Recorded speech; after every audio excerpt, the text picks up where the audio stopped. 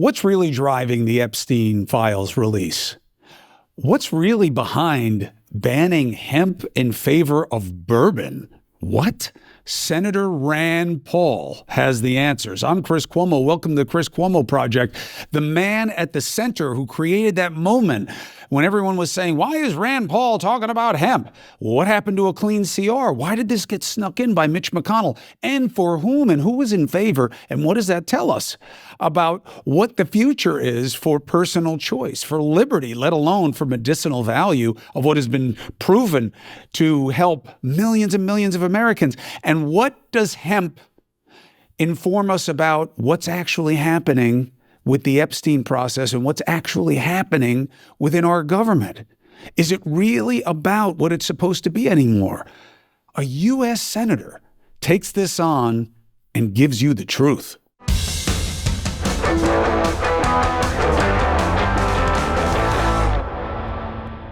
All right, Senator, thank you very much for taking the opportunity. I appreciate it. Glad to be with you.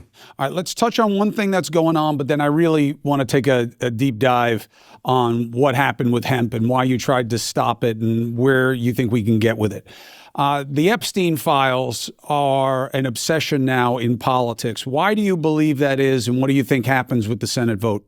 You know, I think the Epstein files represent something more than the particulars. They represent this idea that people are distrustful of government and justice. They think that perhaps justice might be different if you're rich versus if you're poor. If you know somebody, you might get treated differently. And that's something that's really bad for government, to have people lose trust in the idea that justice is impartial or that justice is blind.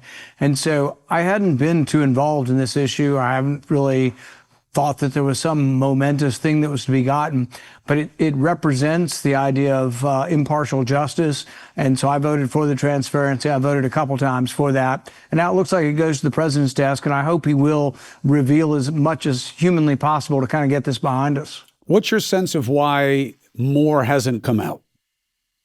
You know, I don't really know. I think it also could be that nothing comes out. That, you know, we know most of the people that have been on the planes. We know most of the people have had an association, you know, with Epstein. I don't know that there is going to be any earth-shattering or groundbreaking revelation. I really just don't know. I mean, I'm open to hearing it, and I support the transparency. But that's as much as I know. Are you worried that the transparency won't land that way, that people are so convinced there's smoking guns in there on either side that they'll never be satisfied, and this makes it worse? Yeah, I think that's true of a lot of things in government. I think people will become more distrustful of government on many fronts. I would say, you know, I would put the hesitancy on vaccines on the same par, that people are more and more disbelieving what their government tells them because the government hasn't been honest on a few simple things. You've been in the Senate now over 10 years. What's changed? The debt's gotten a lot greater. The interest on the debt has gotten greater. The problems we have are bigger. I think there's actually less resistance to big government and to debt now. Some of that is, and this is one of my biggest disappointments now, is that when you have a Republican in the White House, people tend to want to support the team. It's shirts and skins. We're going to support our guy, but they become less fiscally responsible in the process. You know, last year, you remember this presidential election, Biden inflation, Biden spendings, Biden economics. But the Biden spending levels that many conservative Republicans were against, they're now for. And then topsy-turvy, the Democrats were all for the Biden spending levels, but now the Republican spending levels, they're identical, and the Democrats were opposed. The disappointing thing is that people are voting based on shirts and skins, but not on the debt being a problem, whether you're a Republican or Democrat. The debt is a problem. Senator, I'm watching the shutdown negotiation as it winds down. Senator Rand Paul says, hold on a second. We have to be aware of what's happening with hemp. It is immediately dismissed. Rand Paul is making a stunt. Rand Paul this. What? Hemp? This is silly. What did you make of that moment and why you chose it?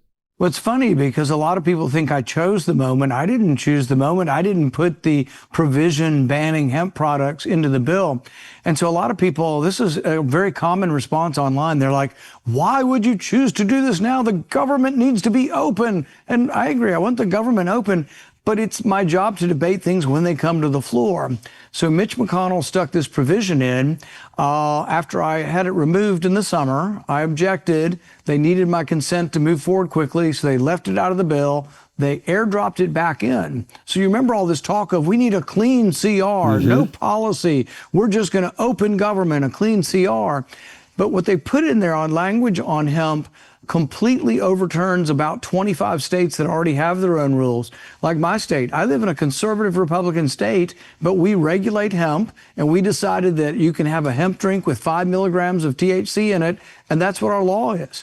But McConnell's law is now going to overturn Kentucky law. It's one of the most insulting slaps in the face. And it's also this primitive notion that, oh, bourbon is fine, but, THC is wrong. But then we also had cannabis state senators voting against it because the cannabis industry saw it as competition. So alcohol saw it as competition, cannabis saw it as competition, and then people from the Stone Age like McConnell, who saw Reefer Madness in 1925 live at the matinee, are still thinking the world's going to the devil. We are going to all die if the Reefer Madness has exploded. And really, it's a lot more complicated than that. I had people come up to me on the floor of the Senate and they said, well, my mom takes a gummy to sleep at night. And it's like, who am I to tell somebody's mom or grandmom or themselves that has trouble sleeping? Half of America has trouble sleeping. Who am I to say, oh, you can take Ambien, you can take Percocet, you can take whatever legal heroin the pharmaceutical companies will sell you, but you can't take a gummy with a little bit of THC in it from a plant. So I don't know. I'm disappointed in it, but it's a big industry. It's a $25 billion industry. It's going to be wiped out. And there's a lot of the people who use these products that are mad now. And I tell them, call Mitch McConnell and frankly, call some of the Democrats that voted to ban it too. It was I don't know. I'm not done fighting on it. And we're going to see if we can get it reversed. Support for the Chris Cuomo Project comes from Superpower. Now, this is a great service, okay? Here's why I dig it and I wanted to partner with these guys. What is the missing link in figuring out your personal recipe for fitness, wellness, self-improvement? The blood. The more science evolves, the more we're learning that whatever you need to know about yourself is in the blood. Now, what's the pain in the ass? Well, you got to get your blood drawn. You got to go to a doctor. You got to make an appointment. People draw it different ways. Different doctors want different things. Not everybody is on the same page. Superpower fills that need. Superpower is a service that sends a licensed professional to you. And they also have nearby labs, but I love that concierge vibe of them coming to you. House call, baby. One simple blood draw, 100 biomarkers, way more than you'd usually get with just a standard CBC. The app includes detailed information on your heart, liver, thyroid, hormones, metabolism, vitamin and mineral levels, even environmental toxin exposure. All right. So whether or not your interest is disease prevention, dealing with maladies or perceived problems or deficiencies that you had, or just optimizing your game at the gym, your wellness, understanding what you're about internally more, Superpower is the most comprehensive and advanced system out there. OK, that's why I'm into it. The more you know, the better you can understand and improve. Superpower used to cost about $500. Right now, it's just $200, $199 for the full experience. That's more affordable than anything else out there, right? Testing services, $500, $1,000, even more, okay? Your blueprint can be activated with Superpower. All right. Not only did Superpower reduce the price to just $199, but for a limited time, my listeners are going to get an additional $20 off. Just use the code TAKE20. Head to superpower.com, use the code TAKE20 at checkout. You'll get $20 off of the superpower.com service. Superpower.com, code TAKE20. $20 off your membership. After you sign up, they're going to ask you how you heard about them. Please tell them Cuomo sent you. I want to stay in business with these guys. Well, I'm not surprised you're hearing, because I have to tell you, I have had a lot of people reach out because they know I'm open that using hemp-derived THC, why do I use hemp instead of marijuana? Because it's not a psychotropic drug. It doesn't give me, I don't need a trip. My life and my work is enough of a trip, Senator. I don't need anything fantasy. Reality is scary enough. But it has helped me not need alcohol or use alcohol for relaxation. It works for me. It works for my joints. And I've had so many people with pain maladies, with psychological maladies, with real disease that they use the hemp for symptomatic relief. And it seems like all those people got a middle finger from this cabal that got together just to preference alcohol and weed against their interests. Yeah, and you're right, it's been a movement. Now, I have friends, there are many people I know, they're trying to have less alcohol. And like I say, look, while I'm an advocate, I've actually never tried it. It's not a big deal, but I don't use hemp products, but I am for freedom. And it always reminds me, and this is one of the most stark things I've ever seen in politics. Remember when Romney got the nomination and a young man came up in a wheelchair with MS? And he was going to all the debates, and he looked at Mitt Romney and he said, "Would you deny me the right to use medical marijuana for my MS?" And Romney looked right at him and said, "Yep."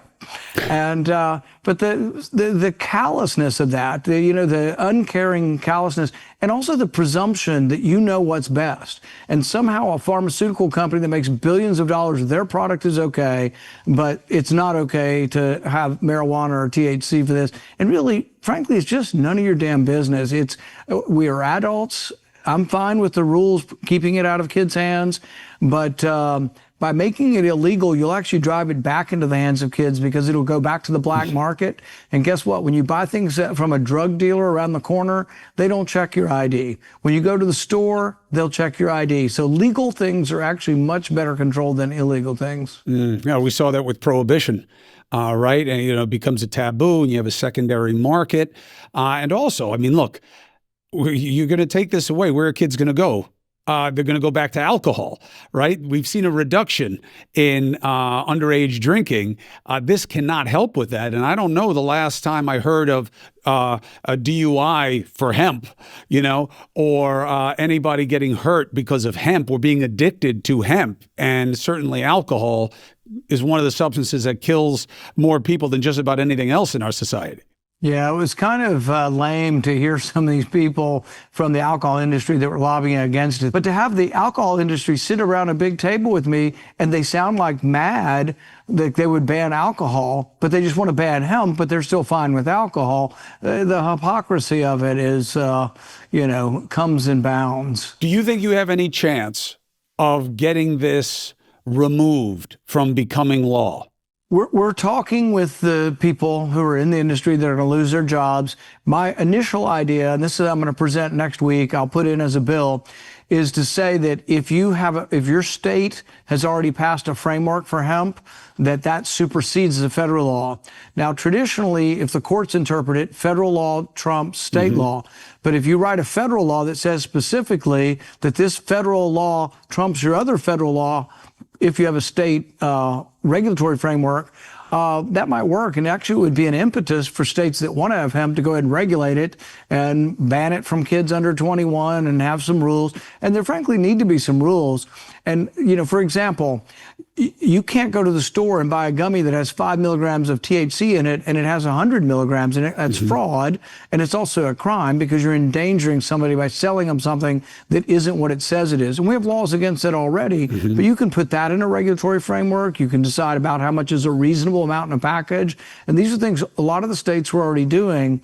But the irony of it is the states that had limitations, you can't buy it under 21, all of that's being superseded by federal law that doesn't do anything on age, just sort of bans the product, but doesn't do anything about the age limits. How much power is there in terms of the membership in favor of banning hemp? Do you think it's something where they just went along with Mitch because it was convenient in the moment and whoever was motivating him was motivating it, but it's not that widespread? I think it's like a lot of issues in Washington. I think there were special interests involved that lobbied him. But it's also like a lot of interest that if we were to poll this issue in Kentucky, I'm guessing 60% of the people would say that's your decision to make. If you're an adult, you can do what you choose. And I think that's what a poll would show.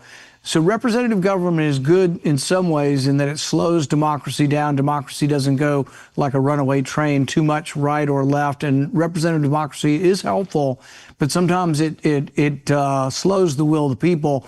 And sometimes like a decade's worth. Like I would say the idea of marijuana being legal now in like 20 some odd states, I would say it took probably 15 years after the public had already decided they were okay with this to have it become law, because it takes a while to, people in the legislature last a while, and they last sometimes beyond where the public opinion is, and they're representing maybe a different set of the public than actually is the current set of the public.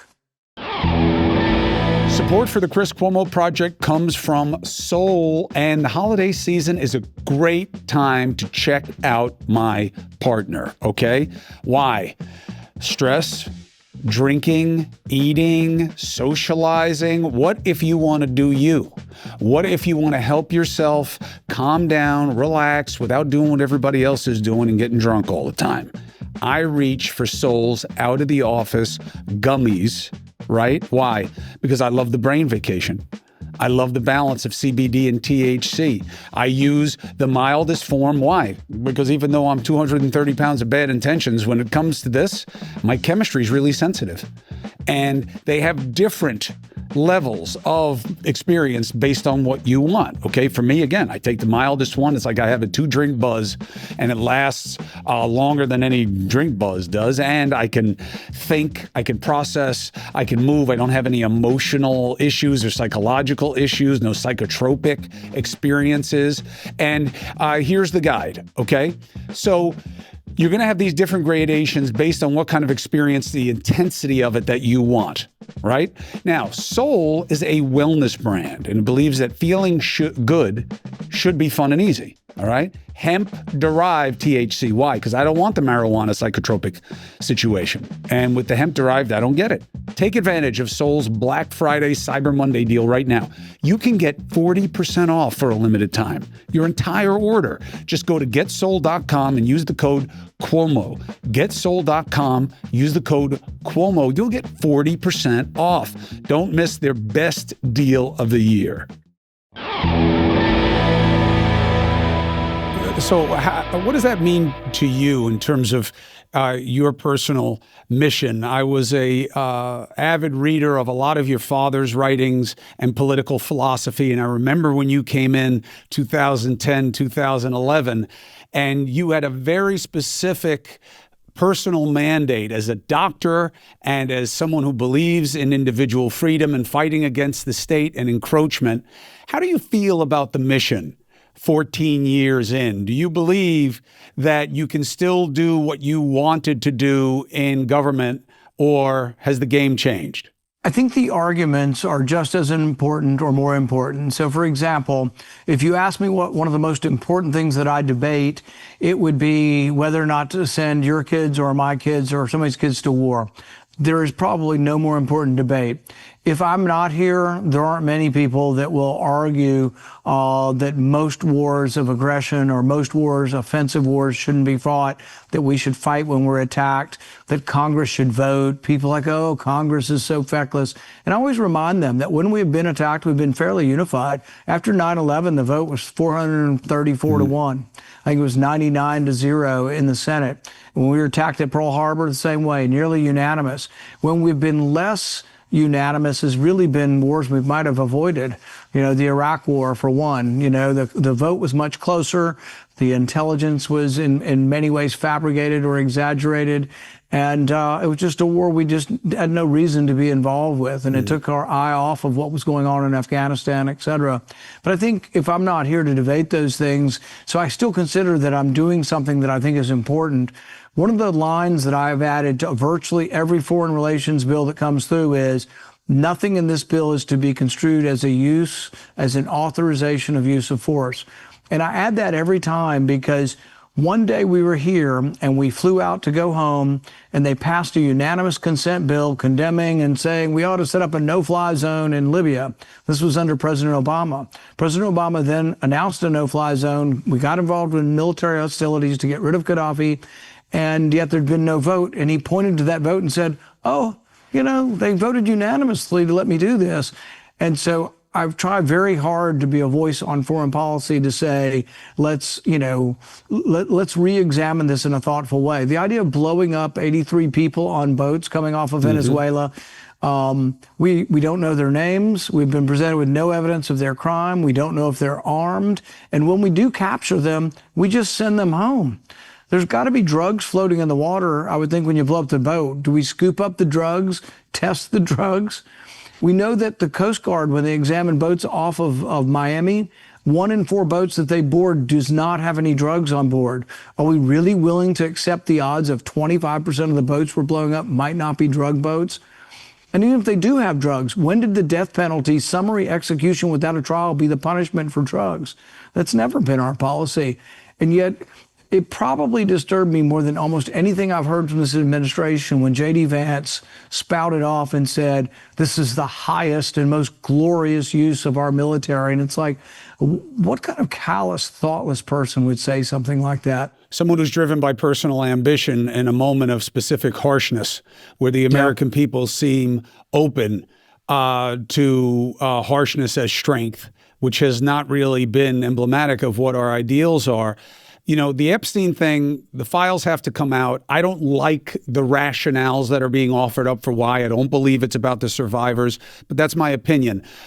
Venezuela not being a topic of discussion when it is being surrounded by a military blockade of all these types of assets. Republicans were against the level of support in Ukraine because it was too much. It didn't serve our interests. And they are silent on what's happening around Venezuela, except for you. Explain that to me. People fear that if you're somehow not for this war, that you're somehow sympathetic to socialism.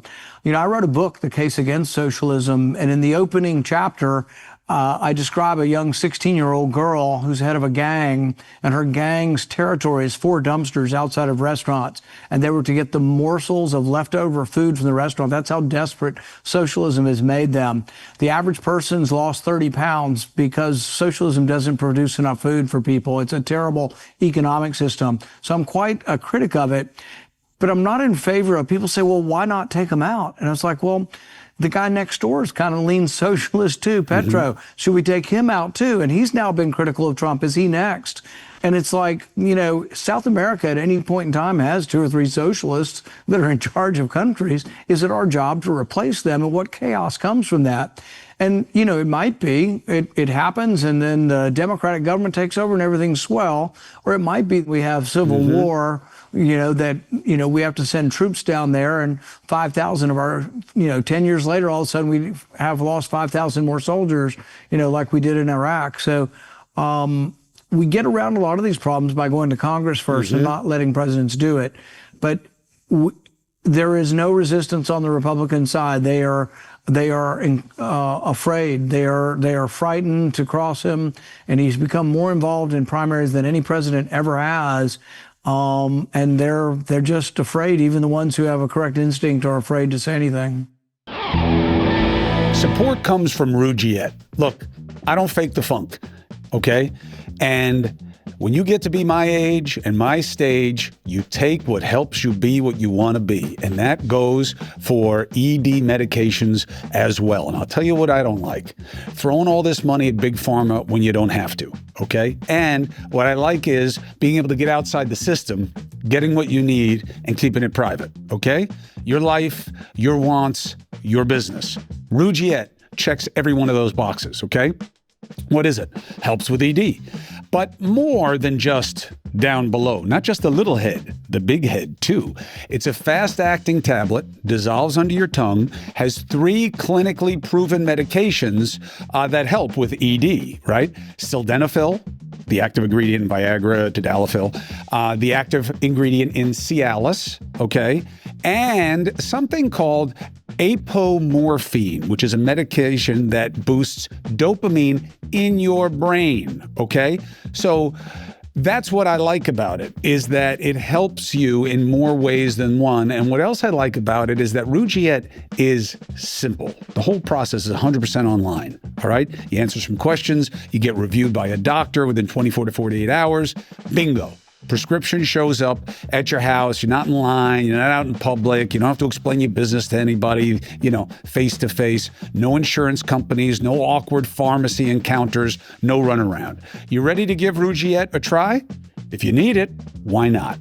Get 15% off your first order by going to rugiet.com/Cuomo, RUGIET. RUGIET, Rugiet.com/Cuomo. Use the code Cuomo or simply click the link in the video, scan the QR code, claim the offer. Rugiet prescriptions are compounded medications available only if prescribed after an online consultation with a licensed clinician. Compounded drugs can be prescribed under federal law, but are not FDA approved and have not been reviewed by the FDA for safety, effectiveness, or manufacturing. Individual results may vary. Full safety information is available at Rugiet.com. Last question for you, Senator, and thank you so much for the time and opportunity. You're always welcome here, wherever I am. The pushback against socialism is, there are different forms. Germany is democratic socialism. They're doing great. It's a democracy, but they provide more of a social safety net. They do taxation differently, and they're doing very well. So the socialists, when they say that they're socialists, they don't mean Venezuela, they mean Germany. Yeah, as long as they don't mean the national socialism of Hitler. Here's the point. The point is, you're right. But most people, and I make this in the case against socialism, we talk a lot about Sweden, not Germany so much, but we talk about the countries that people in America have called socialist. And we try to come to a determination of, are they socialist or not? And it turns out when you rank countries for economic freedom, Sweden often ranks ahead of the United States. They aren't a socialist, paradise in any way. They don't really have significant price controls. They have private property, and they have a private stock market. One of the famous economists of the last century from a free market point of view is a guy named Ludwig von Mises.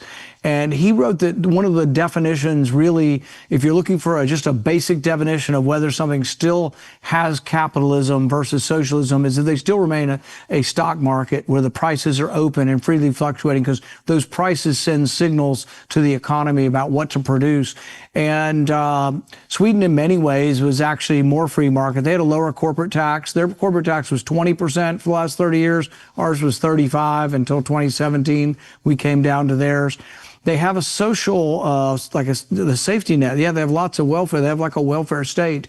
But the interesting thing is they don't do what we do. We have somewhat of a welfare state, maybe not quite as generous as Sweden's, but we don't tax people for it. We just borrow for ours. In Sweden, they tax the hell out of you. And a lot of the Swedes are kind of fine with it. They're used to high taxes and they're used to this safety net. But their income tax on 60,000 is a 60% bracket.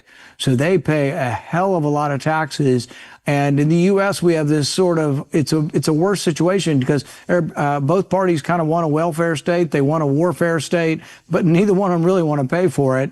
And so we borrow. We're borrowing $2 trillion a year, and it can't go on forever. I think it's going to end badly, and there is the potential for crisis. There's potential for internal war. There's potential for civil war. Ray Dalio's going around talking about a lot of this stuff now, and I don't know if he's right about the timing, but I think he and others are right to worry about the chaos that comes if a currency, particularly the world's reserve currency, if it were to lose value in a sudden fashion, if there were a sudden loss of confidence, what would happen? It would be chaos in the streets. That's why you guys got to focus on crypto. The idea that that's some kind of answer as part of our reserve, it makes funny money look legit. Senator Rand Paul, I appreciate you coming on. You are always an invitation away from being wherever I am to discuss what matters to your constituency and, in your opinion, to the country. Thank you. Thanks for having me.